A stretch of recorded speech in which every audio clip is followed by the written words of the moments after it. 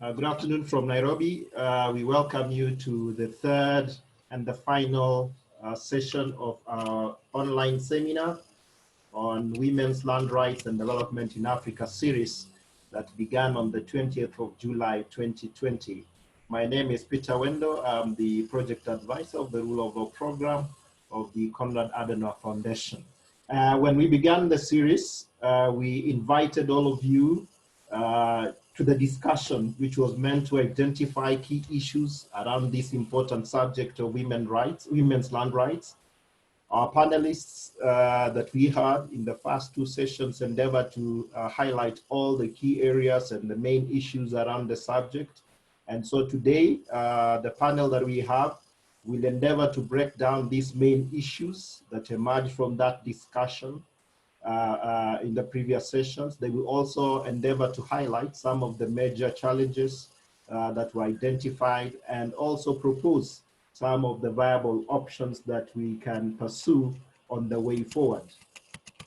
And just like we did in the previous sessions, we are also inviting all of you to share your comments and share your views, particularly on what needs to be done to advance and ultimately attain women's land rights in Africa. Personally, as I was reflecting on how we can bridge the existing gap, because for sure there is a gap, I engaged my 13-year-old daughter and asked her what it would mean to her and how she would feel if she had a brother, and I decided to bequeath everything I have to her brother. And I think her response to me was quite telling. And this is what she told me. She said she wouldn't mind if I did that based on a fair judgment that her brother needed it more than her for whatever reason that can be explained to her. But if I did that purely because he is male and I exclude her because she is female, then she'll find that to be unfair and unjust. She continued to say, although that she may not necessarily have, strained relationship with her brother, she will always question her value in our family, and she will find it very hard to relate with him, but in particular with us as her parents. And therein, I found a starting point for me. The change that we desire will not come as a big bang moment from somewhere far off. Actually, to the contrary, it will start in small doses right where we are. Our family practices will determine how far, how fast the desired changes can be attained. Without further ado, allow me to introduce the moderator of our session this afternoon. She is Ilon Natumanya, who is a public analyst, gender activist, civil society leader, and influencer from Uganda. She is a 2018 Mandela Washington Fellow and a distinguished African patron of the African Youth SDG Summit. She's also an associate director of the Leadership Square Africa, a young person's leadership development and mentorship organization. Ilon, over to you. Thank you. Thank you, Peter. Good afternoon. Can you all hear me? That's like the common theme on all these Zoom meetings. You're all welcome once again for those of us who are joining for the third time on this series. And for anyone who is starting with us afresh or has not been with us from the start, you are welcome. So today afternoon, it's interesting because then we'll be bringing together what we've shared in the past two sessions. Peter is very interesting. He always has like a personal story to add to the session. So I'm not surprised that the apple is not falling far from the tree, based from what is sharing from the daughter. But right now I am personally helping my mom process court processes and land issues on land that she inherited from her parents, from her dad. And so I know what it means from a personal perspective because I think the heir to the family was trying to sell the land, so they decided to divide the land. They have like only one boy child in the family. So it's been so hard for the girls to get the land. So they've ended up going to court. And so the process is not nice, even at a relationship level. So when we speak about women and access to land rights, it's a very big issue. It becomes a social disintegrating factor, because then at this point, the family cannot meet properly. When you start meeting in court, you start meeting with local leaders. It distorts the whole family values that we should be living in as an African continent, as we've always lived together in the Ubuntu aspect. So I want to welcome everyone here once again. Without taking further time, I just wanted to run through the program for this afternoon. It's a very brief program. We've already heard from Peter discussing, and in the next 30 to 40 minutes, we'll listen to our two panelists. And the panelists are going to bring us together with the issues that we discussed in the past two sessions. I will, as I conclude this, I will be bringing to you who the panelists are for those who are joining us for the first time. And after that, we'll have a Q&A session, and then we'll have a roundup, and Peter will come back again to close us off, probably bringing one more story about his daughter or his wife this time around. I'll be glad to hear that. Yeah, so just for those of us who are joining for the first time, I thought it would be good for us to know who our panelists are. So we have Dr. Olivia Wabukuna, I think L and R here in Uganda. It's a bit interesting. She is a Tanzanian lawyer and advocate of the High Court of Tanzania. She holds a PhD in law from the University of Pretoria and focusing on international law. She has been convening the Regional Rule of Law and Inclusive Development in Africa workshop since 2017 and the Cash Rule of Law program for Sub-Saharan Africa. So Dr. Olivia is currently lecturing on African laws and legal systems, as well as law and development in Africa at the School of Oriental and African Studies, University of London. So she will be our first panelist. But because I do not want to break the discussion, since this discussion is a bit continuous, let me introduce our second panelist. So when Dr. Olivia is through, we'll go straight to Dr. Makanatsa Makonese. Yes, that's the right pronunciation. She also holds a PhD in law from the University of Zimbabwe, with a focus on women's law and rights, land law, and international human rights law. She's currently the Deputy Chief of Party for the American Bar Association, Advancing Rights in South Africa. It's based in Johannesburg. And the program implements several thematic areas on human rights, women's customary land rights, rights of indigenous peoples, and many others. She previously worked as the CEO of the Zimbabwe Human Rights Commission and SADC Lawyers Association, and she's been a magistrate in Zimbabwe. Two powerful women that are going to be with us, South Africa. Without taking further time, allow me to welcome Dr. Olivia to go ahead and start her presentation. Olivia, you're welcome. Okay, thank you very much, Elon, for that very wonderful introduction. I want to take this opportunity to thank CAST for hosting this event once again, and presenting a platform for us to have these discussions. But I also want to thank our amazing participants who have been here, and I've gotten to a point where now I can even identify the names throughout the three sessions that we have had for this series. Without wasting much time, I want to get into my discussion. First of all, because this is a reflection session where we're also going to engage with recommendations, I want to take us back to how the workshop itself started out. The point was to engage with how law essentially can contribute to inclusive development, or how it takes away from the process of development. And we wanted to look at inclusive development as opposed to just development, because development itself can exclude. And the group of people that happen to probably be marginalized the most during the process of development, but also by law, happen to be women. And so as we conceptualized the workshop, we always took into account the fact that it was underpinned by the reality of African women's economic experiences. and the consequences of those experiences for their development. So this would reflect unequal rights to land that put women at a disadvantage, and that perpetuated poverty and entrenched gender inequality in Africa. So as we were conceptualizing this specific session now in 2020, the point was to look forward, look at how the discussions we've been having in the past can allow us to chart a path for the future. And because we are talking about development, it was also important to look at what development policy is offering and contextualize our discussion on law in development policy. And so we're specifically led by Goal 5 on gender inequality in the UN Sustainable Development Goals, as well as Goal 1, which addresses poverty in the African Union 2030 Agenda for Development. Those two have been guiding tools for framing the discussion on land rights and women's development in Africa.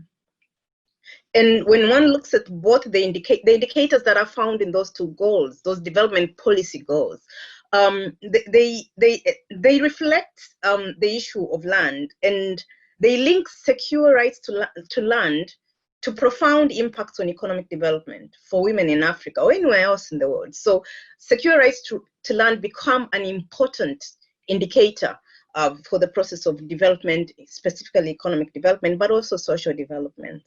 And one might ask, but how? Because the question and the issue of secure rights to land goes to speak to aspects of sources of livelihood for these women and for anybody else within the African context. A source of food security.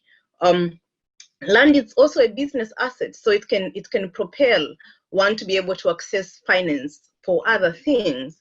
Or to be able to make business decisions that will essentially promote them economically. But it's also a source of identity and cultural heritage. So that's how the question of land and its security essentially links into the issue of development. So within the context of indicators in Goal 5, the indicators specifically in Goal 5 of the UN Sustainable Development Goals were for us a guiding policy measure in relation to law, but also development policy processes. And the indicators specifically in this goal required to secure women's economic opportunities in an equal measure and to promote their access to rights and resources. And the context of this seminar was essentially set within that framework to engage with some of the highlighted key measures that we find in Goal 5's indicators. And these key measures determine whether a legal framework guarantees equality in land ownership and control or not.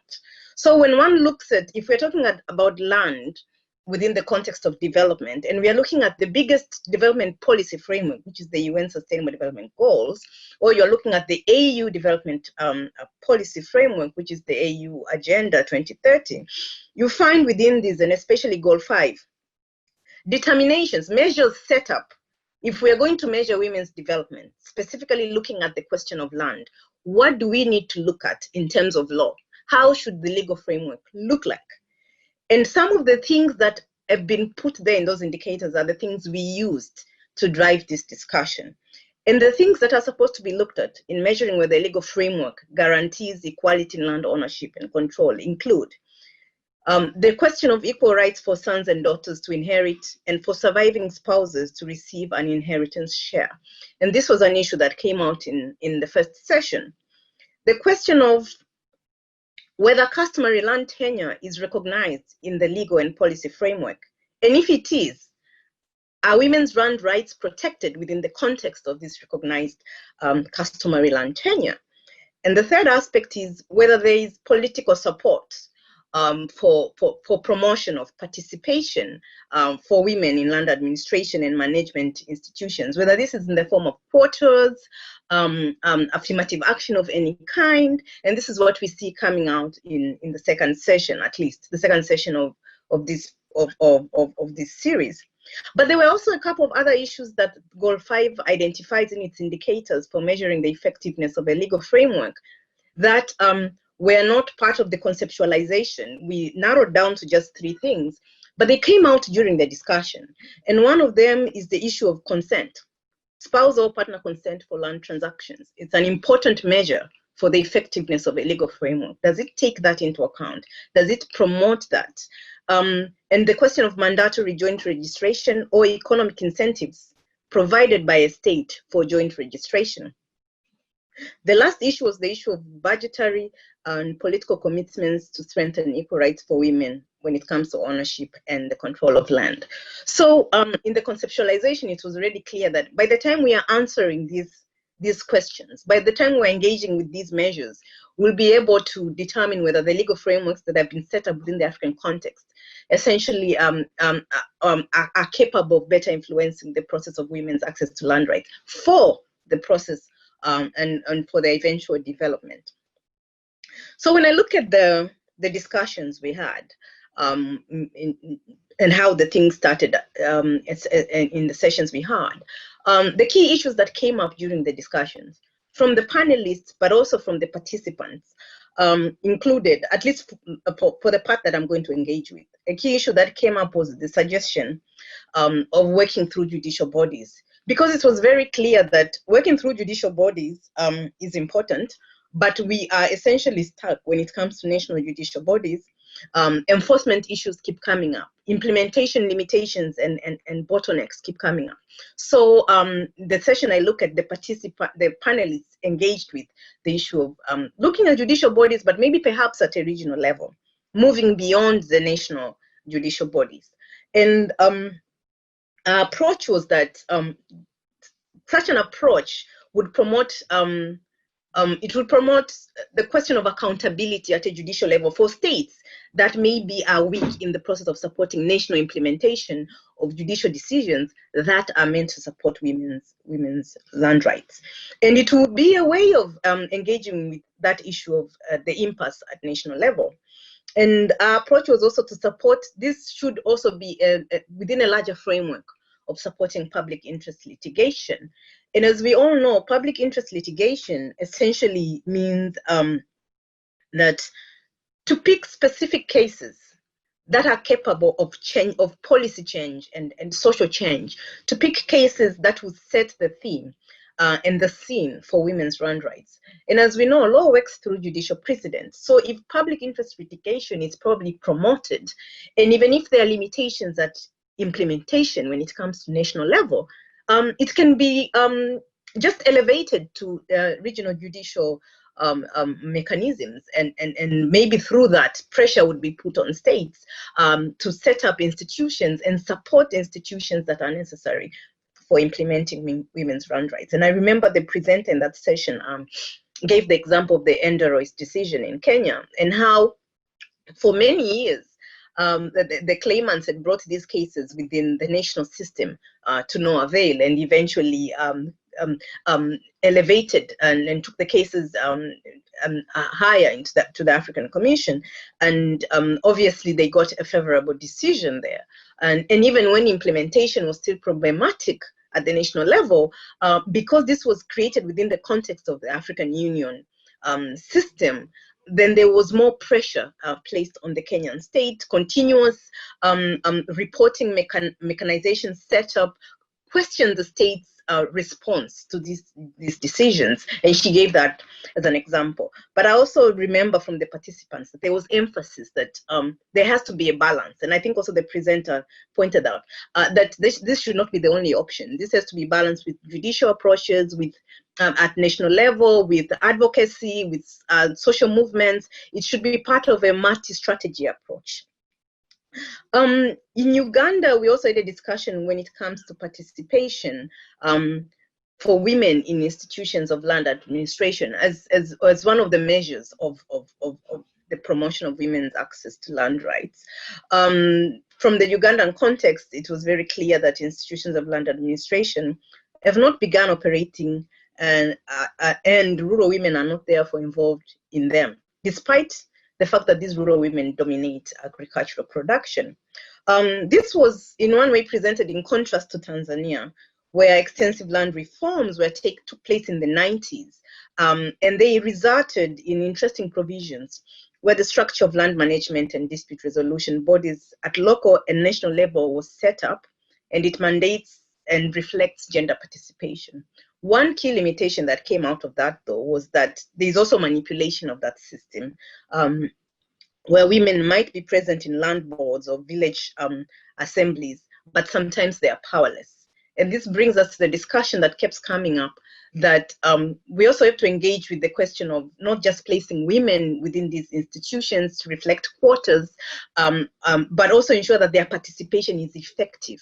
Effective participation includes empowering them to be able to represent themselves within those places that we put them.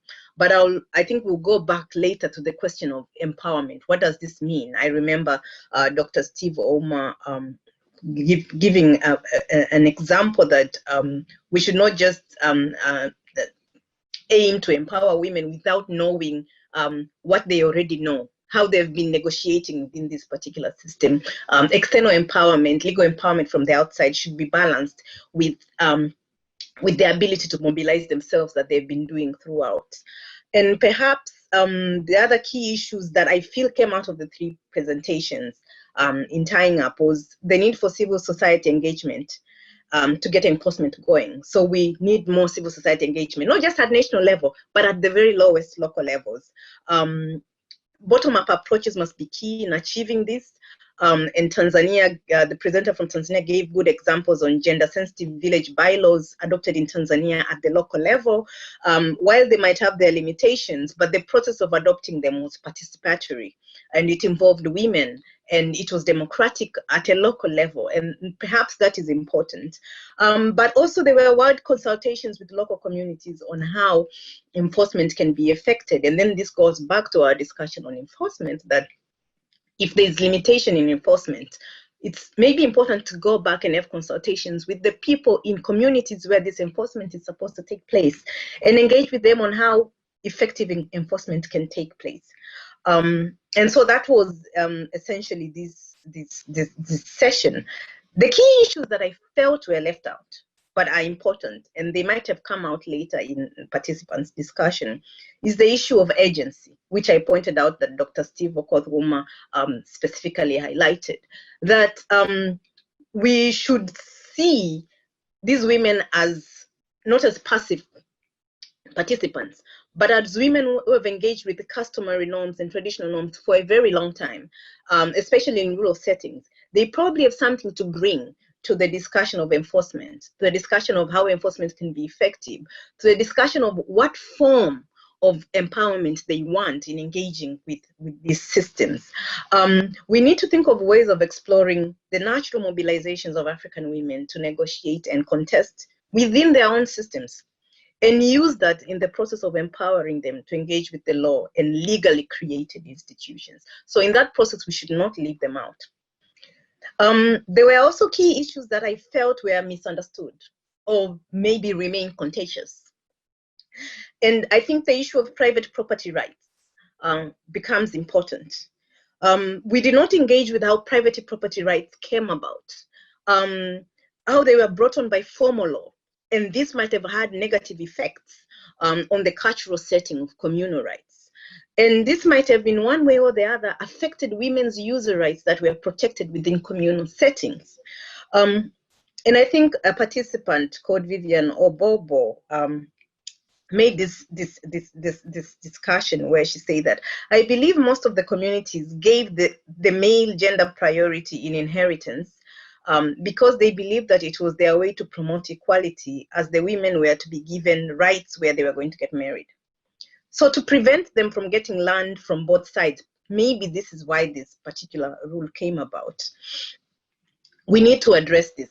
And she did not get a lot of favorable responses from the participants, but I think she had a point in there. You see, the way that the male primogeniture rules are set up for inheritance were meant to work for our communities then, where there was no concept of private property rights, where user rights could actually be enough for a woman to access land where she was getting married, and where customary systems were not corrupt and broken and driven by self-interest. But that has changed. And because that has changed, we need to engage with our customary norms to bring them to to the current changes we have. They can't remain where they were while at the same time claiming the same things they were claiming to protect when the tenure rights themselves have essentially changed. I think the other issue that was important and I need to deconstruct is the issue of there was a lot of disregard for customary norms and beliefs. All right.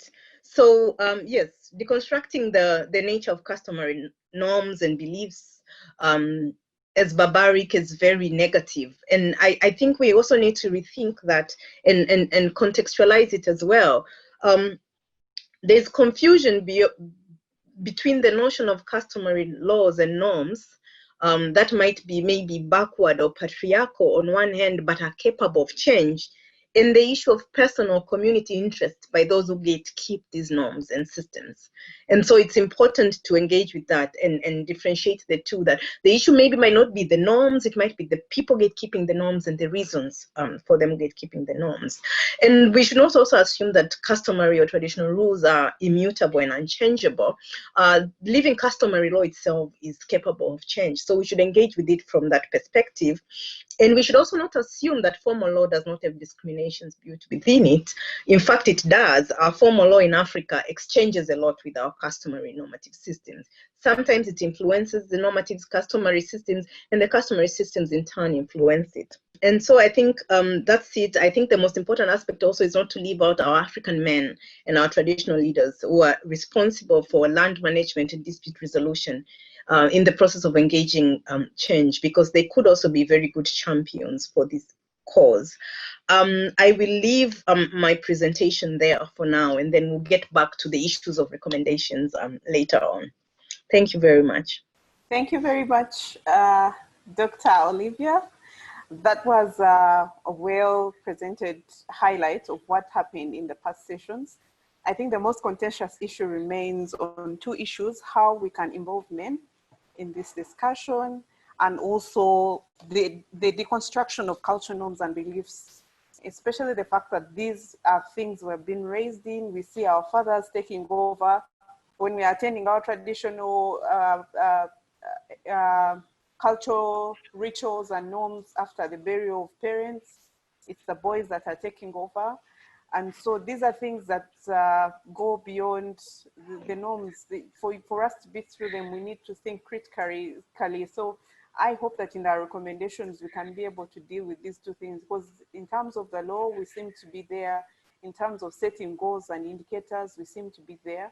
What then is the problem with implementation is because also we have, even the people that implement these laws, traditional and culturally, they have not come to that place where they accept that this is possible. So I hope that in our recommendations, and I want to encourage participants to keep chatting and sending us recommendations on how we can deconstruct this. Without taking further time, let me welcome Dr. Makanata to move on with the presentation, and then we can follow up thereafter. Thank you. Thank you, Elon, and thank you, Olivia, for that presentation, and a warm welcome to all our participants. I think I will basically add to what Olivia has already presented on. I'm going to be focusing on the issues that were discussed on the first day of our webinar series. And on that day, we had presenters from Zimbabwe, Kenya, and Zambia. And I think, as already indicated by Olivia, in that particular session, it was clearly highlighted that women play a major contribution towards the global economy, as well as the economy at national and even household level. And in most of our countries in Africa, they actually constitute more than 50% of the population, and work for more than, I think in many of the countries, over 70% of the labor force in the agricultural economy. And given that most of our economies in Africa are actually agro-based, it means that at the end of the day, women are really holding these economies. But after all that, they are tilling land that they do not own or land that they do not control. And after producing on that land, the sale of the produce or the outcome of their labor is actually enjoyed by other people other than the women who work the land. And in most cases, these are actually men within the households, and the fact that the labor that women contribute at that level, at national level, at international level, is actually not recognized. So in that regard, I think one of the issues that then came out is why we have this state of affairs where women work the land but do not own or control that land. And an issue that was highlighted, I think, by all the three presenters was the fact that our customary law, or the customary law, as we know it in Africa today, is actually a function of colonialism. And most of the time we realize that due to colonialism and the misunderstanding of what customary law was by the colonialists, most of our customary law in Africa has actually been distorted as a result of that. So when we got our independence in Africa, we inherited constitutions that retained most of the provisions that a customary law is understood by our colonial masters, and not necessarily customary law as we practiced it as Africans. For example, if you look at the issue of land, particularly in some of the jurisdictions like Zimbabwe, for example, you realize that even though the customary law is written, customary law is understood formally, he indicated that women could not own land. But we realized that at the point of allocation of land within communities, within a household, there were portions of land that were actually allocated specifically to women in order for them to grow crops that they had total control over. So in that regard, I think the challenge that we faced at independence was this idea that we inherited constitutions that allowed for discrimination, for example, on the basis of customary law or on the basis of personal law, that is on issues such as burial, inheritance, devolution of property, and related issues. And we know that it is on the basis of personal law or customary law that we have seen women being discriminated against most in many of the countries in the region. And therefore, those constitutions led to the development of laws that actually led to more discrimination or reinforced the discrimination that women were facing. And the changes only came with broad-based constitutional reforms in most of our countries, where there was a process of involving or engaging the citizens in coming up with new constitutions, where constitutional reform was based on piecemeal or changes that did not involve the generality of the citizens. Those constitutional reforms did not address the deep-seated issues or challenges that women faced in terms of discrimination. So for example, we realized that with the coming in of a new constitution in Kenya in 2010 and a new constitution in Zimbabwe in 2013, that is when we had more progressive constitutions that actually removed the provisions in the independence constitutions that allowed for discrimination on the basis of customary law or personal law. We realized that with the new constitutions now, they actually enjoin our governments to ensure that women are able to access land on the basis of equality with men. And the fact that in terms of discrimination, women are treated equally in all spheres of life, including in social and cultural life, something that was not covered in previous constitutions.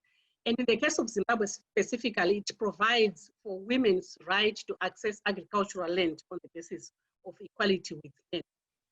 But then, after getting those new constitutions, the question then comes as to what happens next. I think Olivia has highlighted the issue of having constitutions, laws, or instruments, including international instruments in place that are not implemented at the end of the day. So having the good constitutions on its own does not quite address the challenges that women are facing unless those constitutions are actually implemented and implemented effectively. So one of the ways of ensuring that the constitutions are implemented is to ensure that once a new constitution is in place, the laws in the country are harmonized with the constitution. And this ensures that any discriminatory provisions in the laws that you might have in any of those countries are actually removed, and all laws actually become aligned to the constitution.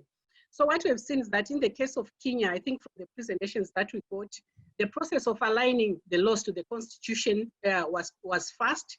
And by 2012, Kenya had a new land law that addressed some of the challenges with regards to access to land by women.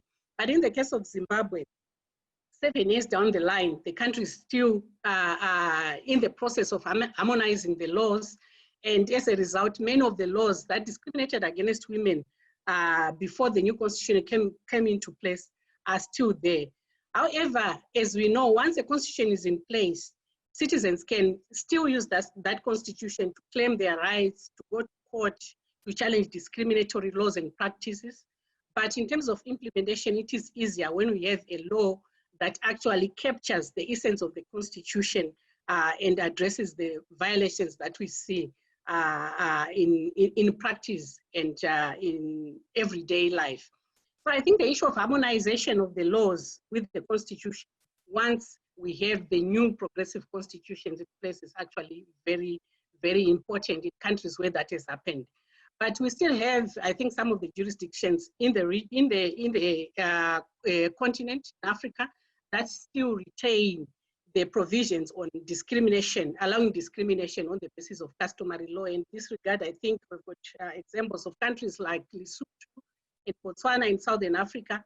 And as I indicated earlier on, most of the time, the provisions in the constitution are a reflection of how old the constitution is, or whether a country has gone ahead to have a new constitution after getting the independence constitution from the former colonial masters. So if you look at the case of Botswana, for example, it is using a 1966 constitution, and as a result, it retains most of the discriminatory provisions that we are talking about and that women have been grappling with in many of those countries. We have also, I think, we heard from those presentations that in some cases, government departments and other authorities, like local authorities at urban local authority level, or even rural local authorities, for example, have gone ahead to start implementing some of the provisions of the constitutions that actually recognize the need to protect women from discrimination when it comes to access to land. And therefore, these departments are now making sure that when someone is allocated land, especially if the land is coming from the state, either at central government level or local government level, they insist on joint registration of land for married persons, as an example, just to make sure that there is equal control, there is recognition of the rights of both men and women in a marriage relationship when it comes to access to such land. But again, the fact that these are voluntary processes by the relevant government departments or local authorities, it means that the implementation is not consistent and it depends on each individual local authority or government department to be able to implement those provisions.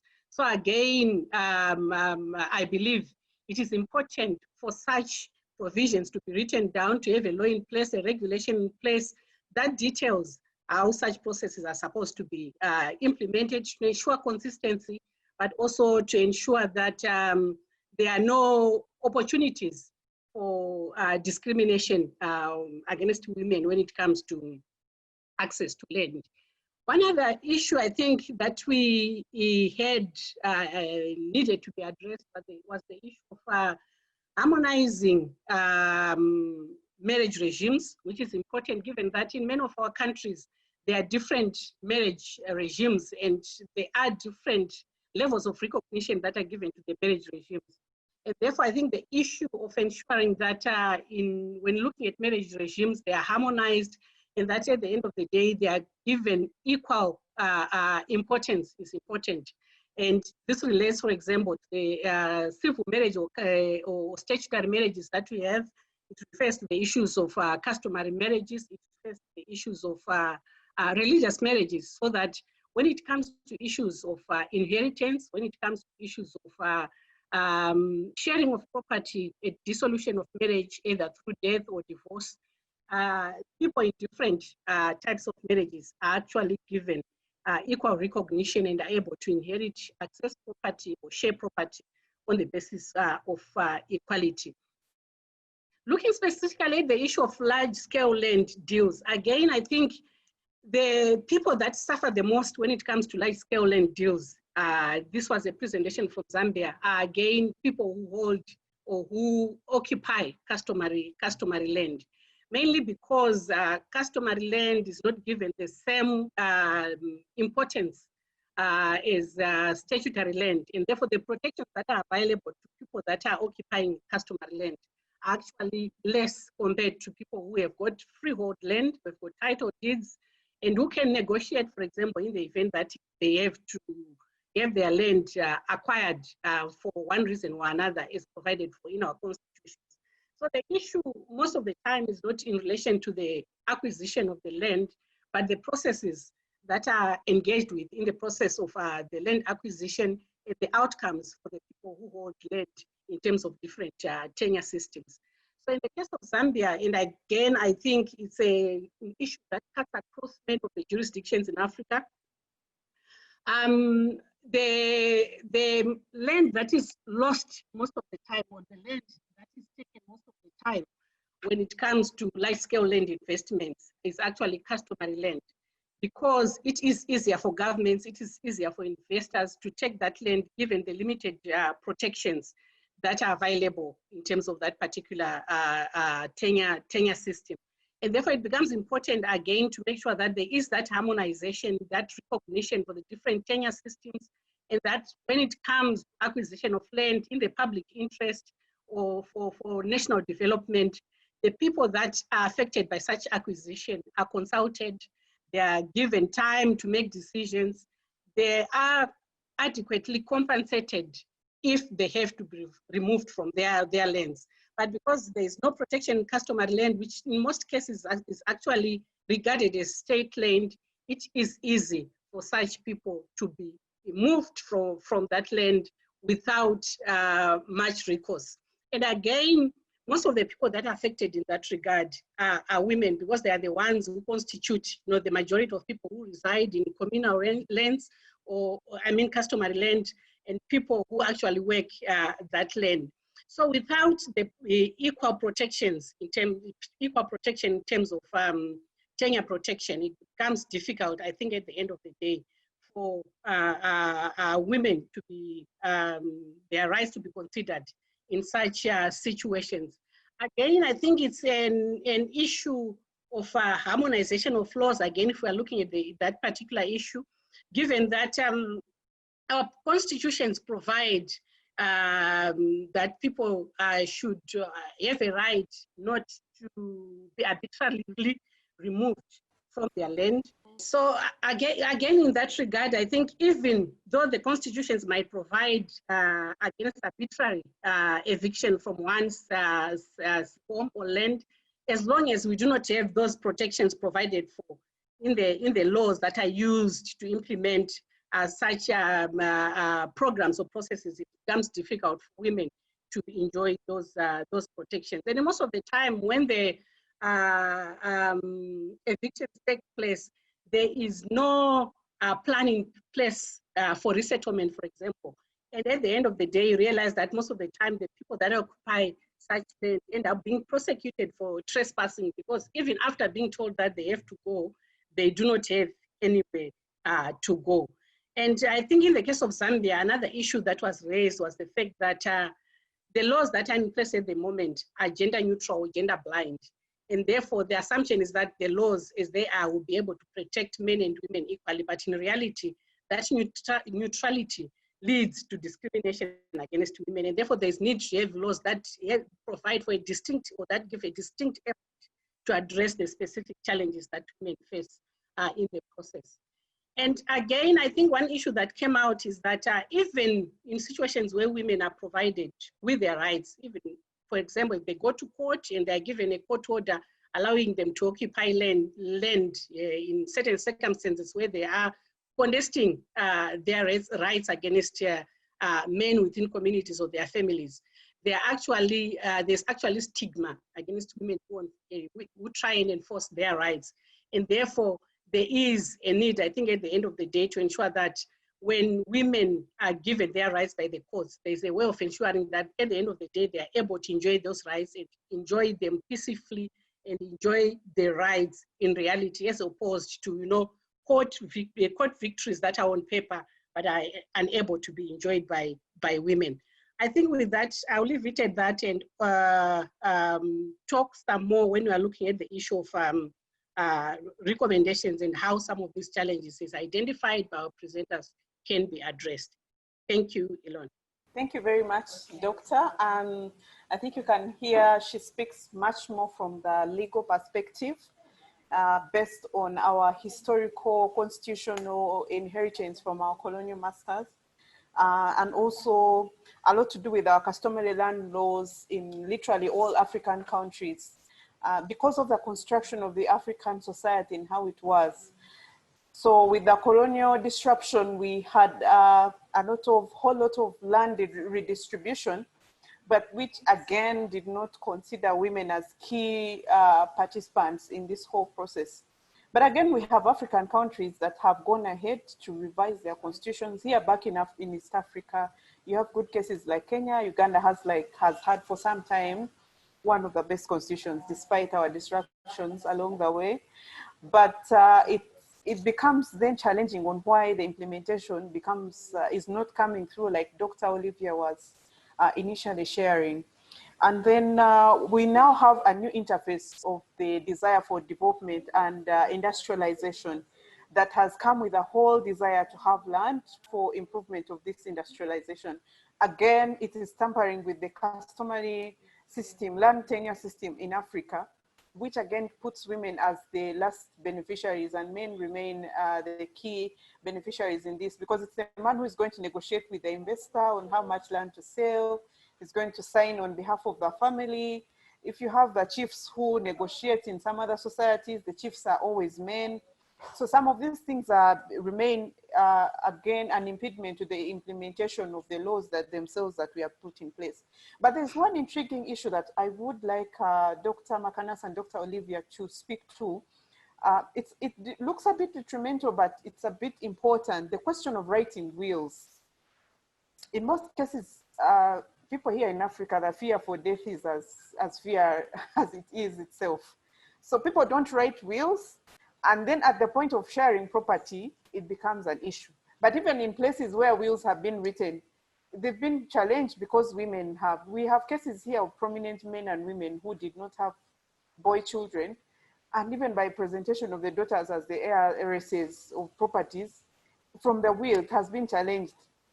So these look like small issues within our society, like writing a will, like the traditional marriages, like you talked about. But again, they become the actual issues speaking to our access to land as women. Now, there have been so many issues that have been raised in the chat room. I can see 2 questions that have already come through the Q&A. I know that Dr. Olivia has been running through the discussions on the chat room that we've been going through, which is really, really interesting, especially on proposals on what we can do.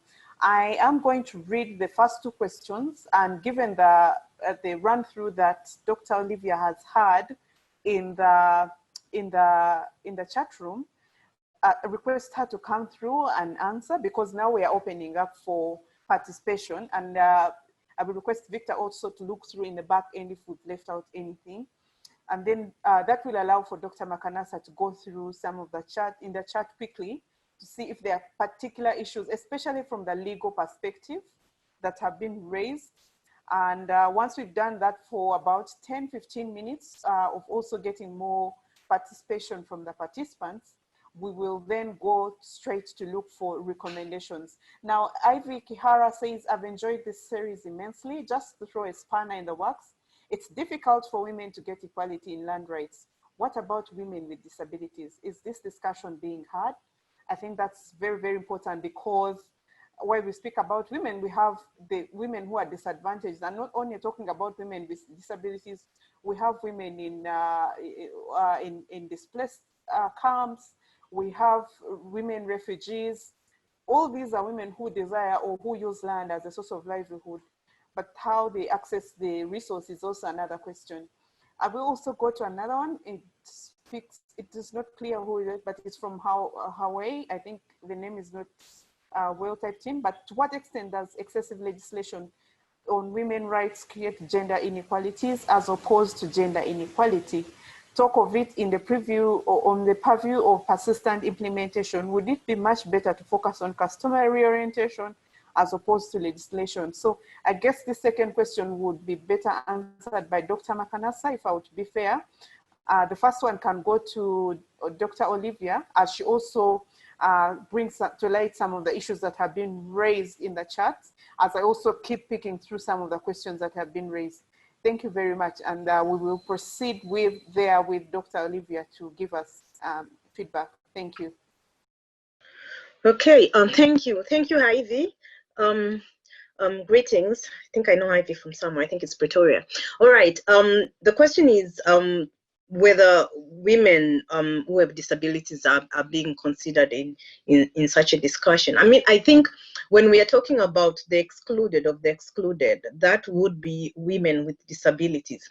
And because this discussion is specifically about culture and cultural attitudes, I actually think women with disabilities in the context of marginalization or disinheritance probably add another layer of being disabled, and in some contexts within our African settings, being disabled itself is already looked down upon, in addition to being a woman. So I can't imagine the limitations that a disabled woman would face within these specific contexts.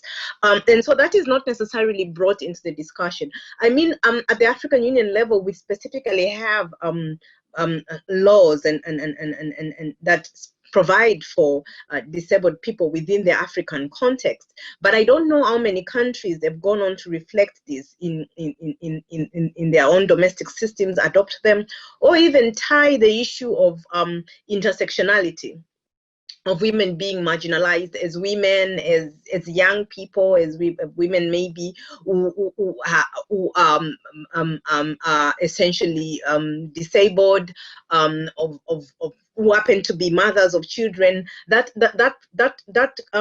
coexisting and interlinked level of marginalization and discrimination that you find these women who are disabled facing. I don't think there's been a discussion there to engage with that, because when one looks at the marginalization faced by a rural African woman who happens to be married with children, it's going to be extreme. But when one brings in the issue of disability, then I think the marginalization eventually gets completely exacerbated. And even though at an international level, we might have considerations for disabled people, there's still a limitation on engagement with considerations for disabled women. And for, in this case, disabled African women who happen to live in rural communities where customary norms and practices are applied. I think that is something that would be important to essentially take forward and engage with, because I don't even think the discussion has started when it comes to those women. But when I think of disability, when I think of women who might be an albino woman living in a rural community in Africa with children, then I shudder to think of the context of the level of marginalization and discrimination that such a woman would face in a cultural context. Thank you, Ivy. Thank you, Dr. Olivia. Can I also request participants that the session is now open? Feel free to raise your hand or type directly here when you want in the chat room, when you want to speak, and we'll unmute you from the back end and you can raise your point. Now, in the meantime, I'll call on Dr. Makanasa to respond to the second question, which was the extent of excessive legislation. So as opposed to focus on reorientation of the customary legislation as opposed to the normal legislation, as we pick up from the participants. Thank you.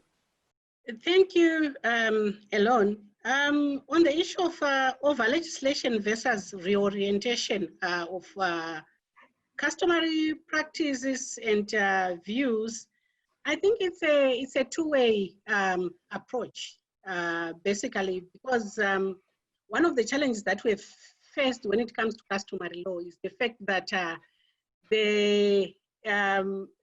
non-formalization of customary law makes it so fluid that at the end of the day, it becomes difficult to tell what customary law is, what customary law with regards to a specific community is, because you realize that in one country or even in a district or province in one country, there are actually different interpretations as to what customary law is. While it is important, I think, in a way to ensure that we continue to have that living customary law that can actually address issues as they come. Sometimes the issue of legislation, especially when it comes to key issues that affect a broader society, is necessary to ensure that there is certainty when it comes to implementation of certain issues and practice at the local level.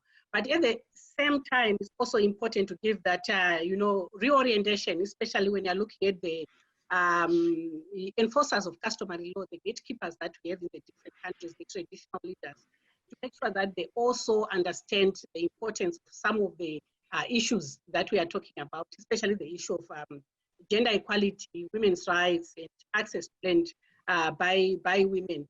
So you realize that in many countries, there are actually efforts by many organizations, civil society, governments even, to actually engage with traditional leaders, to engage with communities in order for them to understand what our constitution laws say about issues of women's rights and gender equality. But at the end of the day, that doesn't take away, that the individual or those individuals who will try as much as possible to ensure that they benefit from the uncertainties that we find around customary law. So it's a two-way issue. The reorientation, but also legislation helps to make sure that there's certainty in some, with regards to some of the issues at the end of the day. I think we did talk about a multi-pronged strategy, so which in a way also brings that you need both approaches. Just a quick look in the chat as we wait for hands to go up. I think there are some pertinent issues being raised about the question about education, reorienting the mindsets of our young women. I feel it's also one of the things that we need to do, because then they become the right gatekeepers on their very own demand for rights, and empowering women with information. I think also it's clear that women themselves are not even aware of these rights that we are talking about. So how do we ensure that we take this back down to the women down there to understand their rights? Back to you, Dr. Olivia, you had something you were saying? Yes, and perhaps on engaging with the question on our educational systems and reorienting the mindset of our young people, because that's maybe an earlier place to get in. We had this discussion, I think, somewhere on the first session of this workshop in 2017, where it was very clear that because the issues that come out here, it's a change of law and harmonizing laws so that they all reflect the same issue, as Makanasa is pointing out. It's ensuring that there's a change in attitudes, including the orientation of customary norms, but both aspects are underpinned by a change in the community's attitude or the society's attitude. You could have amazing laws, but if the implementers' attitudes are essentially limited to this cultural context, then you still have a problem. You could have amazing law, but if the women themselves don't know about these laws, or the men in those societies don't know about these laws, then you still have a problem. But on the other end, you could also change customary, try and change customary rules and reorient them in the process. But then you're changing customary rules on one hand, but if the laws themselves are not changed, or they have discrimination within them, or the implementers themselves are not enlightened, then you're still having a problem. So in the process of doing this, our suggestion in 2017, and I think it's still important for this discussion, becomes looking at legal education. I mean, the people who engage with law are going to be lawyers, they're going to be magistrates, they're going to be judges, they are going to be law teachers and legal students, all the way to the local community, the local dispute resolution mechanisms that happens to be government oriented. So I'm talking about the highest level of court to the lowest level of maybe ward tribunals, for instance, in the context of a place like Tanzania. People who are literate in law or semi-literate in law.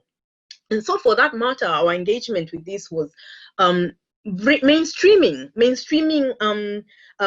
the question of equality and the question of non-discrimination in law and how that law is applied into the training that is offered for magistrates and judges, the training that is offered at law schools, into engaging with lawyers and teachers that teach, to have this in the back of their minds when they're essentially preparing these law students. Because I think it becomes important that if you're going to reorient customary norms, you should also reorient people who are going to legislate this law, people who are going to implement it. If they still have limitations in their social attitudes, then it limits the changes that you're bringing on the ground within customary settings. Because as I pointed out from the beginning, it's very clear that the reinterpreted and to a large extent versions of customary law that we have that are stunted are reflected in the formalized customary law that is in our statutes and in our law books. Our students use very old law books that were written by some old white man who codified and wrote versions of customary law then. They still use that. Our academics still engage with that for teaching. And so the way our law comes out and the way it's legislated reflects the limitations that you find in stunted customary law. And if you're changing, you have to engage with both of these through our law schools and our judges and magistrates training institutions. Thank you. Thank you, Dr. Olivia. Yes, you raise a very critical issue, and I think Dr. Nanwambu, I hope I've said it right, speaks about, he speaks clearly about repealing some of the limiting laws, the impeding laws, as one of the foundation ways. So you need like that pronged approach, deal with the, the ancient laws that limit women, but also make sure that we deal with the attitudes. I'm going to allow Kumenda Jacob, your hand is up. So Victor will unmute you. Please go ahead. You are unmuted now. So you go ahead and present. So thanks for this opportunity. I like to pose a question in regard to our cultural roles here in Kenya with a consideration of the Maasai community.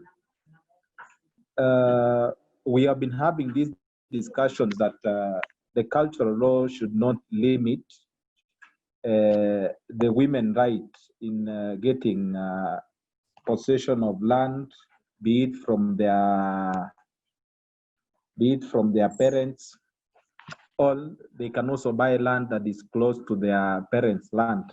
But with a consideration of this community, we see that their cultural law is still very primitive, and it's really excluding women. I don't know what advice can be given that, because their traditions have been in place for a longer time. Currently, what is this that we need to do for us to change this perception and the tradition in order to make sure that such a community is never left behind? All right, thank you, Jacob. You raised a very pertinent issue, I think, which both Dr. Makanasa and Dr. Olivia spoke about. We had some discussions in the chats. Everybody's talking about change of attitudes, change of the legal framework, but there are inherent cultures that we know, the Maasai, especially the traditional pastoralists that keep moving.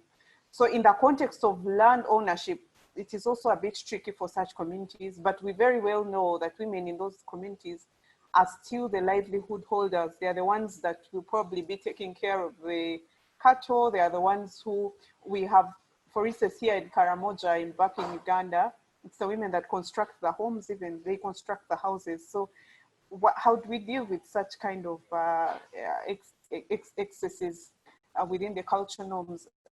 Dr. Makanasa, would you like to come in through? And I would like to encourage us that we begin to send in recommendations. Once Dr. Makanasa has come through, maybe I should read this from the Q&A and then you can answer both at a go.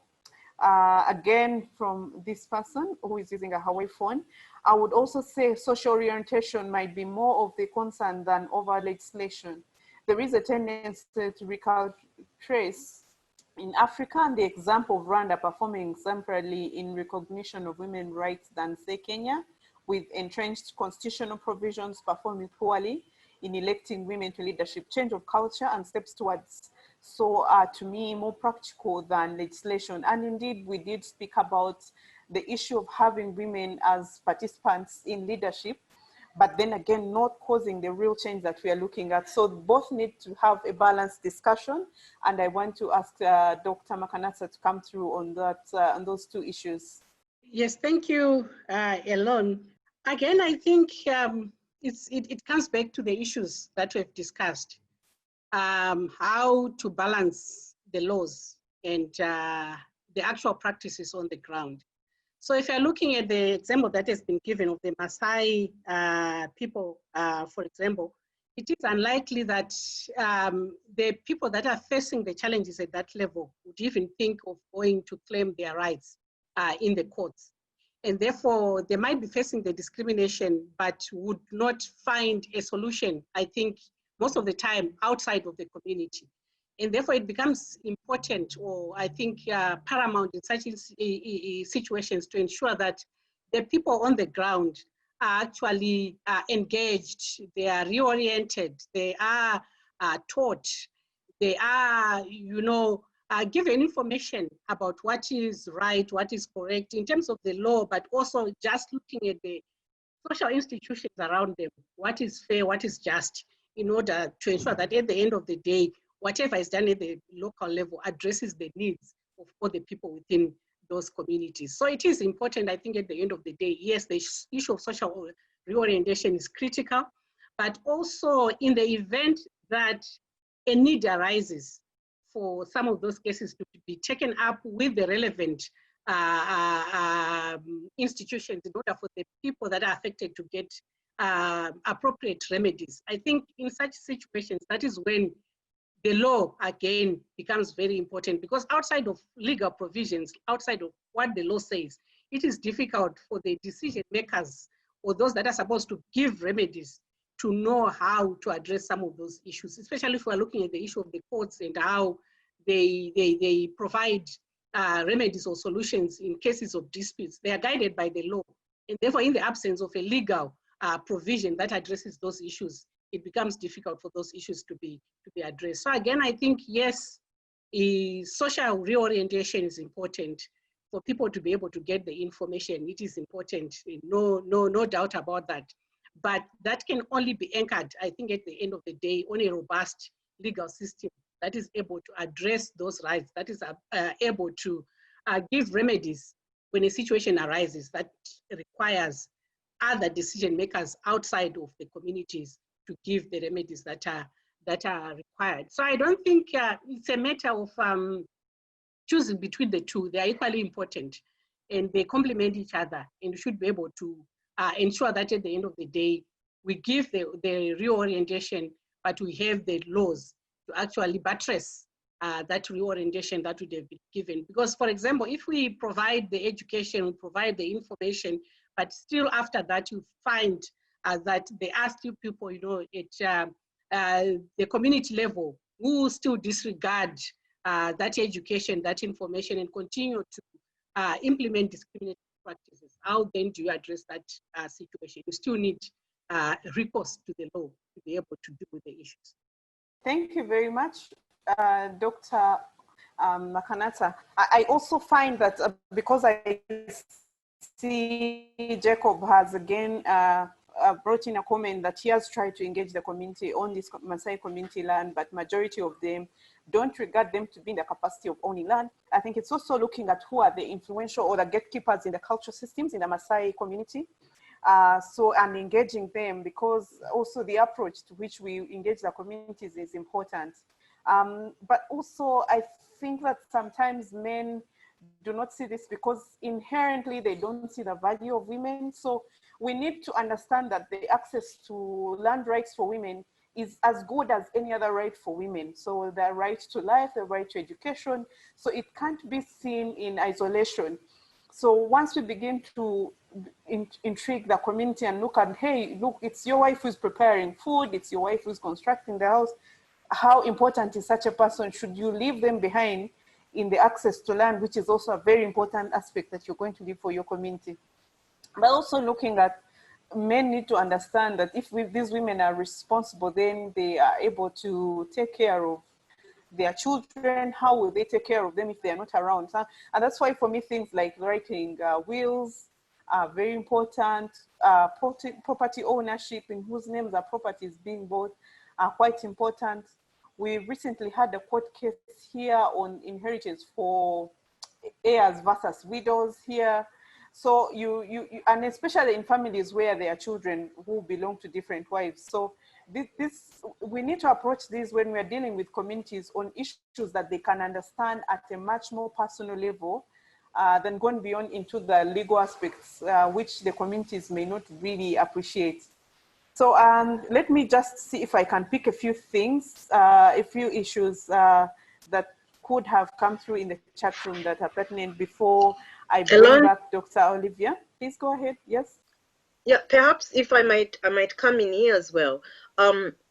On the discussion, I think I like Makanato's point that when we are engaging with social orientation and the reorientation of cultural rules and norms, we must do it within the context of the law, because at the end of the day, if we are to enforce non-compliance, it's going to be done through the law, and it also links into the country's legal systems.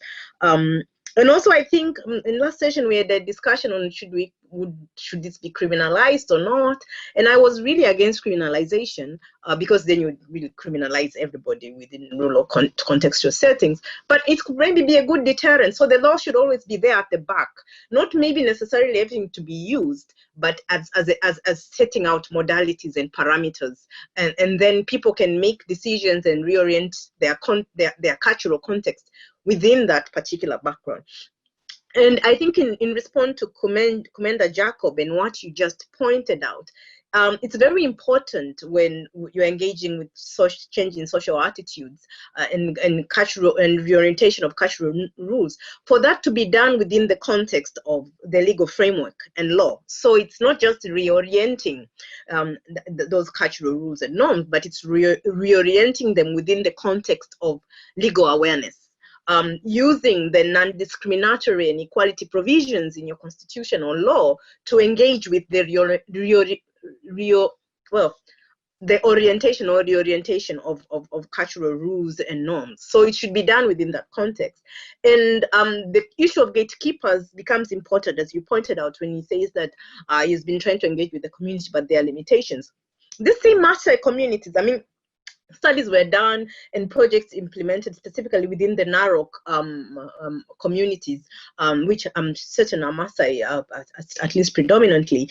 And these were long-term projects in terms of bringing in cultural awareness and legal and reorientation of cultural norms, specifically though contextualized within law.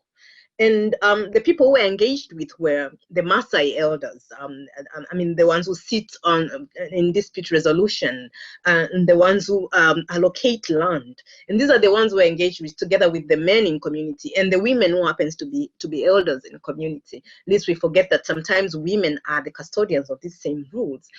And so when you engage with the gatekeepers, the custodians of these norms, sometimes it's easier for the gate to be opened. It's important, as you pointed out, how you come in, how you engage, who you're engaging with, how sensitive you are to the context that you're engaging with. And the point is not, as I think somebody pointed out in the chat, to throw away this way of life, because it is important for our heritage, but to reorient it in a manner that allows women to be non-discriminated. And those women within those communities in Narok were at the forefront of this particular change project, but they did so knowing that their husbands, the elder women in the community, and the Maasai elders themselves were part of this. And so I think the process of change can essentially happen. We just should be aware that, first of all, it won't happen immediately.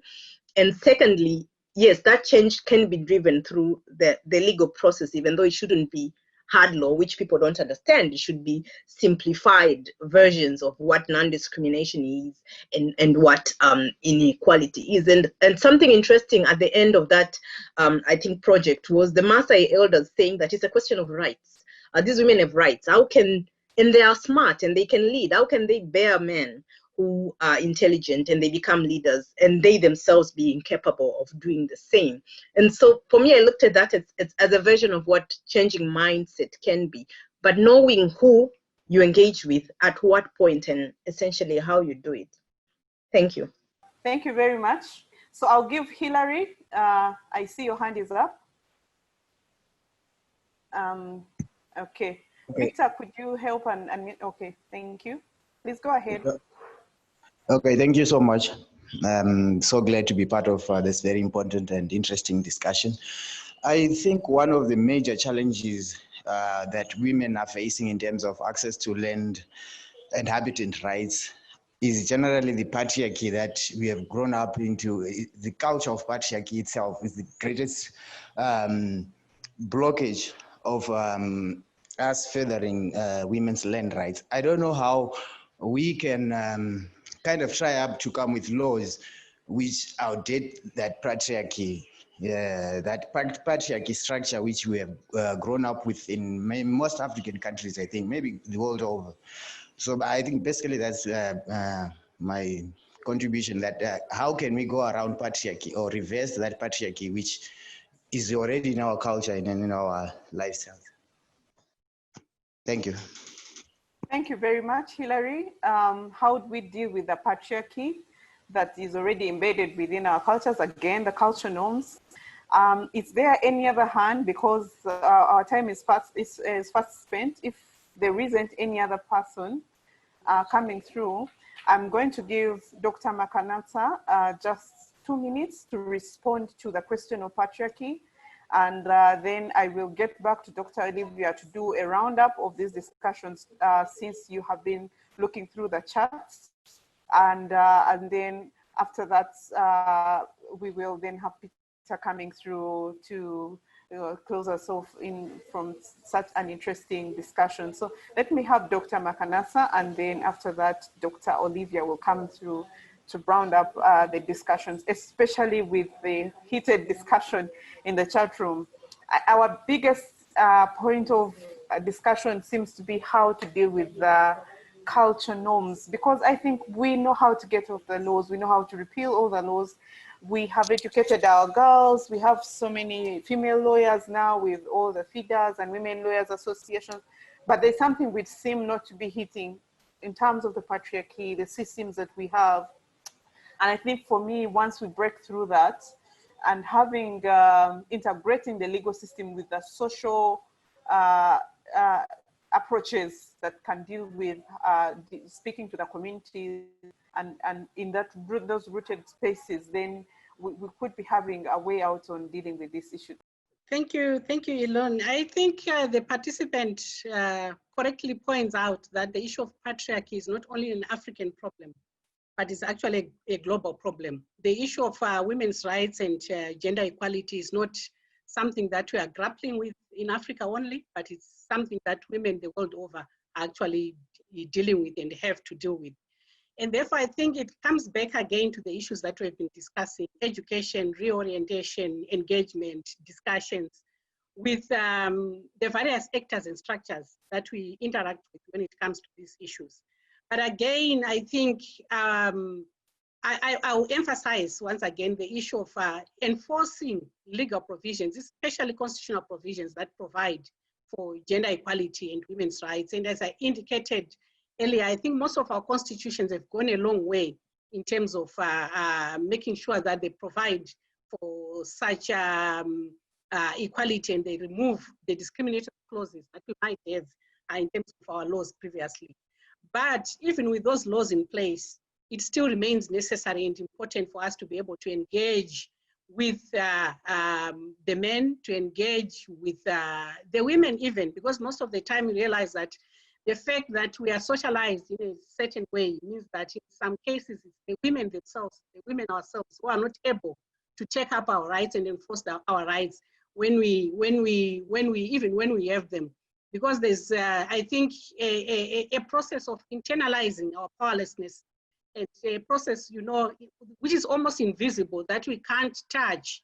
But at the end of the day, that results in us as societies, individuals, women and men, not being able to enforce or even take our rights, even in situations where we are given those rights. So it again comes to the issue of socialization, the issue of reorientation, the issue of making sure that these are issues that are on the table, discussed every time, at every opportune moment, to make sure that we are all able to understand the importance of women's rights and gender equality, including when we are looking at the issue of women and access to land. But otherwise, yes, as the participant said himself, it's a deep-seated issue that we are dealing with throughout the world.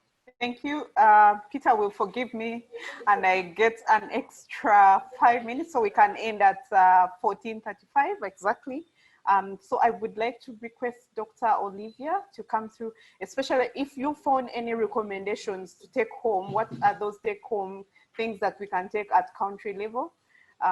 Thank you very much. Otherwise, I may not come back to moderate between myself, Olivia, and Peter. It's been a very wonderful and encouraging discussion, quite heated. We didn't manage to reply all the chats, but it was good for inter-discussions within the participants. And I think we can keep these conversations with CAS convening us in the near future. So thanks, Peter, Olivia, and Dr. Makanasa for doing a wonderful job. And to Victor behind there for ensuring that we are not off, and we did a wonderful job. Over to you, Olivia, and thereafter to Peter Wendo, my my East African friend, so participants can know this. Thank you. Okay, thank you very much, Elon. In essentially summing up the discussion, I find that the forms of solutions that we need to find and engage with are those ones that, because you have asked a question, I mean, we are capable of changing law, we are capable of doing reforms, and those have happened. Our constitutions are slowly coming into place. I see in Kenya, for instance, the land laws that are built around the provision in the constitution are coming in, and they're trying to, the process of harmonization is beginning. It's not yet perfected, but you see the Land Act, maybe the Marriage Act, the Matrimonial Property Act, you see the more engagement we have, the more these things can be revisited, and the more they can be clarified through judicial decisions. So that can happen. And so the question you're asking is, what about the customary rules and processes? What do we do about them? We have been singing the same song. We're not getting anywhere. And just like Kumenda's statement, I think it was called Jacob, but Kumenda, I think our limitation sometimes on not getting somewhere is coming with these prescriptions from above and telling the communities what to do. From the discussions we've been having in all the sessions, based on the participants' discussions and the panelists, it seems the solutions we need to find should not demonize customary practices, but complement them. Considering that they are here to stay and an everyday reality of women and men in Africa, we should find a way to engage customary practices through advanced legal provisions that promote equality and non-discrimination, but without necessarily demonizing those customary practices. So the minute we demonize them, they shut us out with our legal provisions. And that is very easy to say and difficult to do, but it needs to be, I think, our starting point. And from the deliberations we have been having, we need to, one of alternative was engaging with alternative dispute resolution that has been coached within the framework of our courts. There were a lot of participants who had presented the idea of mediated solutions to land issues, especially where women have been shut out. And there were even experts who had actually sat in these mediations, and they presented successful outcomes, mostly because alternative dispute resolution, and including mediation, mimics our customary practices of dispute resolution that are restorative and not and non-retributive. It creates a win-win solution. And so that was one solution, recommendation presented. The other one has been civil education, raising legal awareness and the distribution of legal information in simple format to marginalized and affected communities, but also building up partnerships with media. For instance, in Tanzania, I think it was Godfrey Masti, who presented the land rights monitors in TZ, the ones who present and engage with land issues at community level in simplified manner, similar to what paralegals are doing for programs such as Normative and the rest. The third recommendation was that bottom-up approaches must not be presented as an issue of culture versus rights. Because in our discussion, we are always presenting women as these objects of culture and objects of rights. And they have to pick one as opposed to the other. And that should not necessarily be the case, because these women would like to be able to afford their rights within their cultural settings. And so we need to prioritize the needs of communities and their levels of exposure to principles set out in legal decisions that promote equality in access to land ownership, while taking account of their realities as cultural beings. And I think that becomes important, because if we don't, I see the same issues we've been discussing, and I want to present specifically the case of the Rachel Corril versus Joshua Kiprono case, the Kericho case, the one that was decided by Justice Mombi Ngugi, where you get women who manage to push through the systems and get their court decisions and come home, and they find the village elders saying that parents should be should stand their feet, and our culture and identity as Kipsigis is at stake when a ruling like this is made, which is oblivious to our custom. But if you engage with those customary leaders, you also find people like elders within the same communities who say that parents should be able to assist their daughters wherever possible and have them live lives that are as comfortable as their sons. These are statements that are made in the same communities. So it's important to find people who will support this cause within these communities who happen to be gatekeepers, but balance the way we engage with this at local level. The last two issues are depoliticizing the issue of land while addressing historical injustices that have exacerbated the need for land, which has eventually locked out women. We need to depoliticize. In most of our African countries, land is depoliticized. The issue is not the question of women's land rights versus men's land rights. The issue is that land has been politicized and a lot of people have been marginalized. And because of that, there isn't a lot of free land around, which means the little that is left is taken by men while women are pushed out. That's the issue in every African country. So we need to depoliticize the question of land.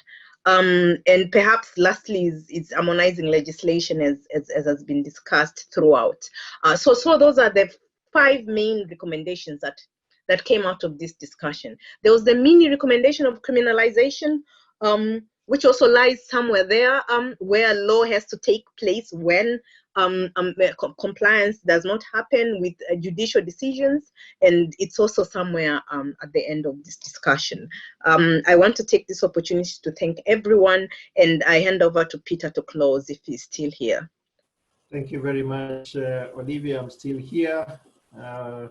And thank you for such a lovely discussion that we've had this afternoon, and for the entire series. I think it's been really wonderful from the first time we met on the 20th, and then last week on Monday, and today's, where we've tried to come up with recommendations and viable solutions that we can consider in addressing this very important matter.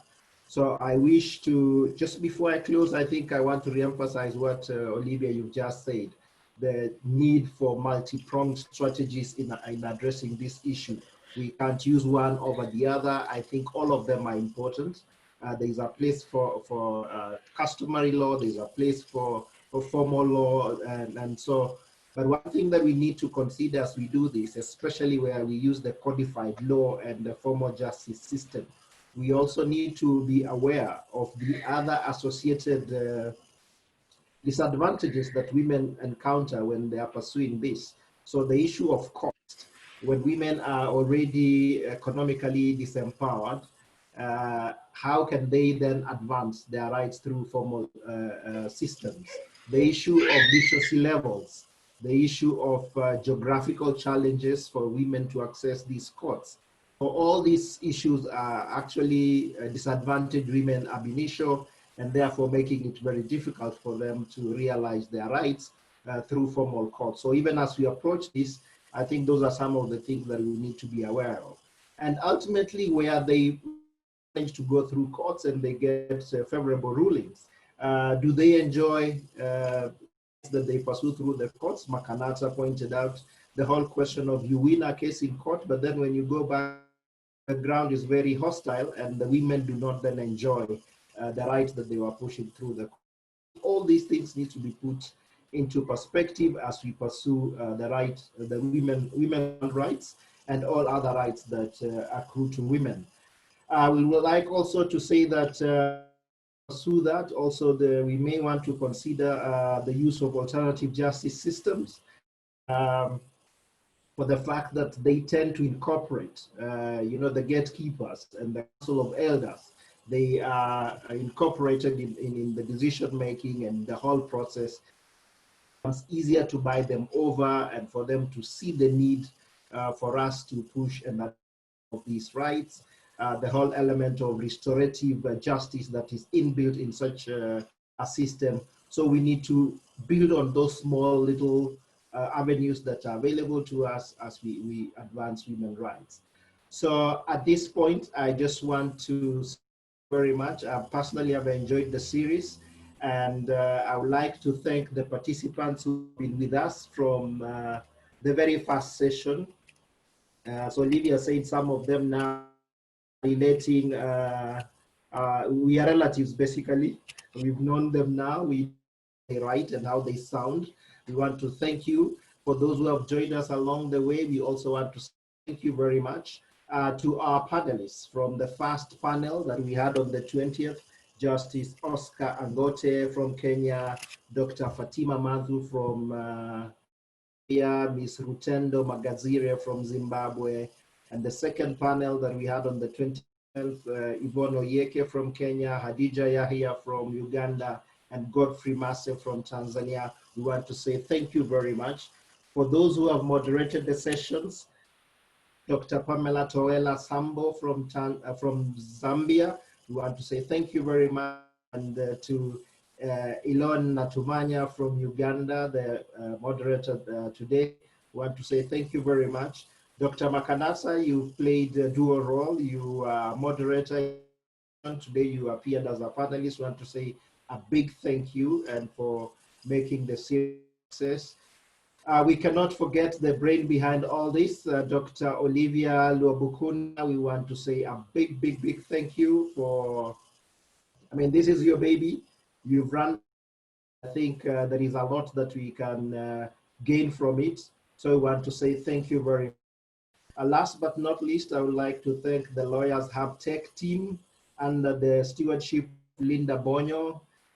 You have been excellent. Thank you very much for the technical support that you've offered the series and for the help that you've accorded us.